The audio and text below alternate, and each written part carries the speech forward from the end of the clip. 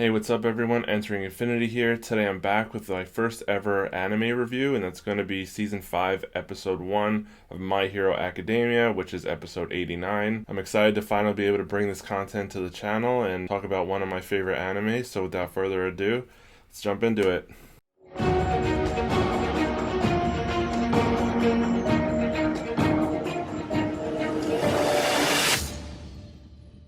So the episode starts off with us just kind of hanging out with Class 1A and hearing the students talk about the big fight between Endeavor and the Nomu. This appears to be pretty shortly after that fight took place, and I thought this was a pretty cool plot device to get a chance to see the different students kind of, for the first time, really probably get excited about Endeavor now that he's a new #1 hero and All Might's out of the way. So it was pretty cool to get to hear them like talk about him and hype him up, and while also giving it an opportunity for them to do a few little flashbacks to see the fight between Endeavor and how he defeated the Nomu. That was a pretty cool way to kick this episode off. And then after those flashbacks, we get to see Todoroki enter the classroom. Says to him, "Hey, are you proud of your father?" And Todoroki pauses for a second and he goes, "Yeah, that's true."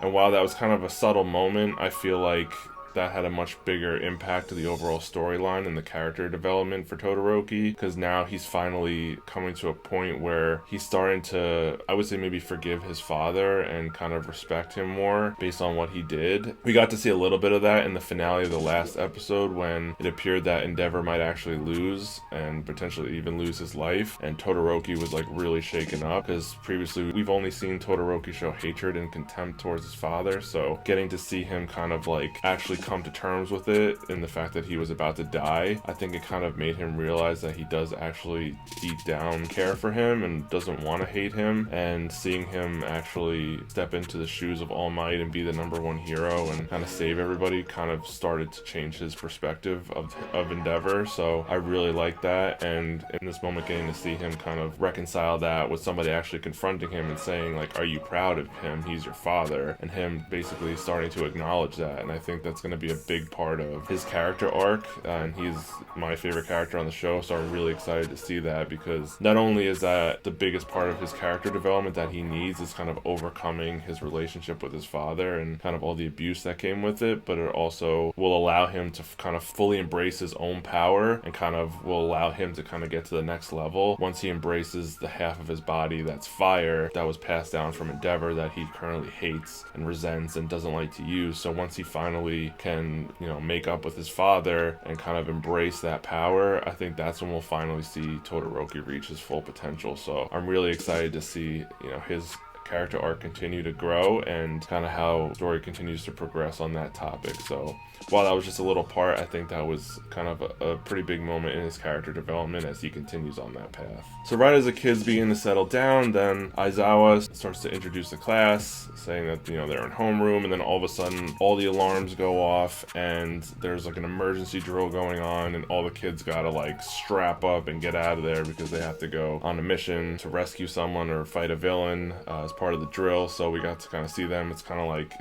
if a fire alarm went off at a fire department, like how they just go from like 0 to 60 and kind of just like get out there. So that was pretty cool to see. And again, I think that was, another plot device that was a good way for them to ease back into the series as the first episode of the season. We got to see all the characters kind of, use their abilities and have them, show that screen where it says like their names and their abilities. So it was just a way for like people to kind of recap the story so far. So again, like similar to the beginning, it was kind of like another plot device to kind of reintroduce everyone to the story, maybe if there was some new viewers or whatever to kind of get acclimated. But it was a nice little way to kind of bring us back up to speed. And now that the kids are older, like a little older and a little more experienced, now we get to see them a lot more organized and actually use their quirks and their abilities to organize and help and go solve a problem and fight villains. So it was pretty cool to see that. And I liked how they're finding new and different uses for their powers and abilities. And like, for example, we got to see Lita. They needed to get a bunch of the heroes over from Class 1A, so Lita like put them all in a wagon,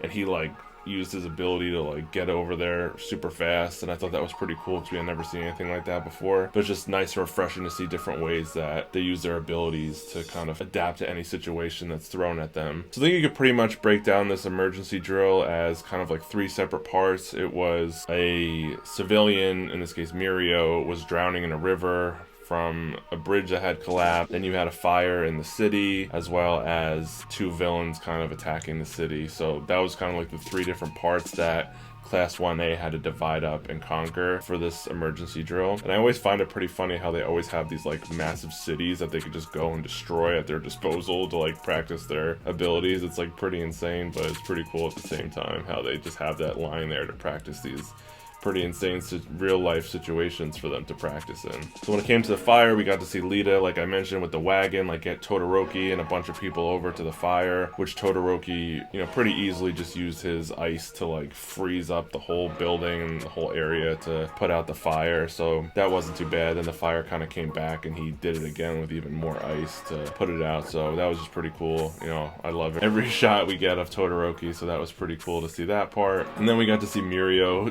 drowning in the river, which is pretty hilarious. But I love the fact that while he currently doesn't have his quirk anymore because of what happened in season 4, I like that he's still incorporated, he's still going to school, he's still helping out, and he's still so determined to be a part of UA that he's still there helping them. And they found a way to work him in as like a drowning civilian, and the way he did it was just really funny. And those are some of my favorite parts was of him in the water kind of like messing around with Class 1A, so that was pretty cool to see. And I don't believe for one second that he's going to be staying like that. He's definitely going to find a way to get his powers back, and I'm definitely looking forward to seeing his character arc, because he's quickly become one of my favorite characters on the show after last season. At first I was a little like meh about him, but after seeing what he did in season 4, he just so quickly became one of my favorite characters, and I can't wait to see him kind of make his journey back into getting his quirk and becoming, you know, one of the top heroes that he was projected to be. So while he's drowning, the Frog Girl and Mineta get thrown by 2 of the other members to go save him, where she kind of grabs him and Mineta kind of seals up the bridge with his like blueberry balls that he throws. And they save him and they bring him up to the top of the bridge. So that pretty much takes care of that piece of it. And then the final piece of it was when we had the villains attacking the city. So that's when we got to see Hado and Amajiki, the other 2 of the big 3 upperclassmen. So it was cool to kind of see them again, because they, you know, they call them the big 3. They act like, you know, they're a big deal. But I think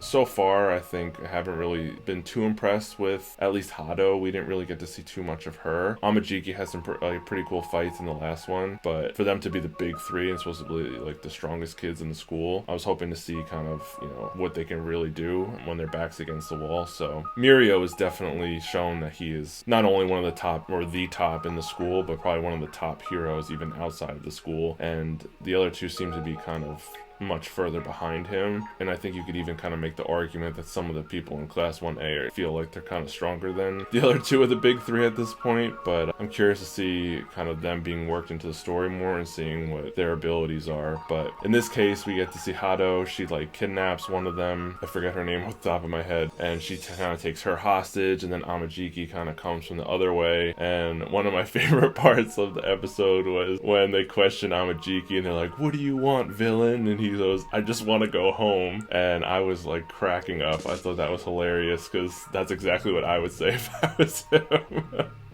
He just wants to go home, but he has to kind of play along for the sake of the other big 3 so they don't get mad at him, and to also train up Class 1A. So I just thought that was like really funny, because all the kids kind of like are like, what the heck? But we get to see them, you know, use their quirks, use their abilities, use their teamwork, and just kind of overcome them and restrain them. And at one point, Deku goes in for the finishing blow, and he kind of stops at the last second because he doesn't want to hurt his classmate. And then his classmate kind of rags on him, saying that you have to go all the way. You can't kind of like half-ass it. So then he kind of like hits Deku pretty hard to kind of try to teach him a lesson. But I mean, it's pretty understandable. I mean, if it was a real villain, like Deku would have like hit him as hard as he could, pretty much. I mean, he was just trying to look out for his friend. Rightfully so. I mean, at this point, Deku's probably strong enough to pretty much kill these people if he hit him as hard as he could. So while I understand the lesson, I think it was kind of like, you know, he's just looking out for him. So it was understandable. When you're sparring with somebody, typically you're not trying to kill them. So you kind of pull back a little bit, let them tap out. So that was pretty much what I felt like was that situation. And then one of my other favorite parts of the episode was after they had rescued Mirio and he was up on on the bridge, he just throws himself off the bridge again and starts drowning again. He's like, oh no, help me, I'm drowning, I fell in again, and was just like spinning in the water. I was like cracking up. That was like my other favorite scene of the entire episode. I thought that was just so funny, and I was just cracking up, and I really appreciated that part, and they had to go and save him again. And then we got to see Bakugo, Red Riot, and Kaminari come like flying in on a car that Kaminari like hotwired like through his mouth, so it was like pretty hilarious. And then they like kind of fly in and like attack Amajiki from behind, so that was pretty cool to see. And then they kind of like took him out, and that was pretty much like the end of it. But Bakugo was like so pissed that he didn't really get a whole lot of action. He ends up like setting off a huge explosion and like blowing up like half the class. He told them to die. So it was just like classic Bakugo humor. It was just so funny, and I really appreciated that, because I mean this episode was like pretty like fillery feeling, because I'm an anime only viewer and I don't know what actually happens in the manga, but it felt like kind of like a filler episode, but it was like a wholesome and like funny and, you know, useful filler episode, because it was kind of just like bringing everybody back into the story and kind of like starting off where they left off. So I appreciated that, and I thought it was a very enjoyable episode overall. We got to see again, you know, everyone using their quirks, everyone working together, and it really kind of brought in the members of the class that you don't really get to see, like the invisible girl. It's like you forget she's even there most of the time. Like this was the only time I can recall her like ever even doing anything. She had a little scene where she like, you know, rescues the pink chick who was held hostage, so it was like pretty cool. I was like, oh, I forgot she was even in the class. And then you see some of the other like random, you know, people from 1A that helped out. So it was just a way for them to kind of get everyone involved before they pretty much just kind of like push everyone off to the side again. But I definitely appreciate getting to see that in this episode. So then what was perhaps the most important part of the episode, which was probably, if I had to guess, was probably the only canon part of the episode, was a post-credit scene where we got to see Endeavor in the hospital, and he's all banged up and bandaged up and like can't even move in the hospital, and he's kind of like thinking about what happened with his fight that he had against the Nomu. And I'm really curious what happened to his one eye. Like I'm wondering if he actually lost the eye, or if it was just kind of like a cut that was bleeding down, because at the end of his fight with the Nomu, it was like his eye was just closed and there was like blood coming down. So I'm really hoping he didn't actually lose his eye. I think that would be like pretty sucky to have that happen like that. So I'm really hoping it was just something else and his eye is actually okay. But I'm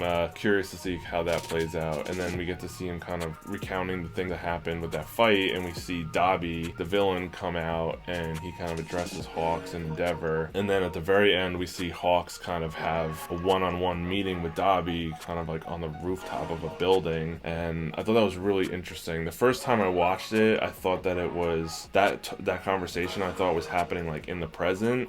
But based on how Hawks looked with like his wings, like he barely had any wings left, which is how he looked like at the end of the actual fight with the Nomu. So I think that was what happened probably like that night of that fight, but not the actual present. So that was really interesting. I'm really curious like why he set up a meeting with him like that. Like, is he actually like, you know, scheming behind their back? Like, is he a villain? Is he betraying them?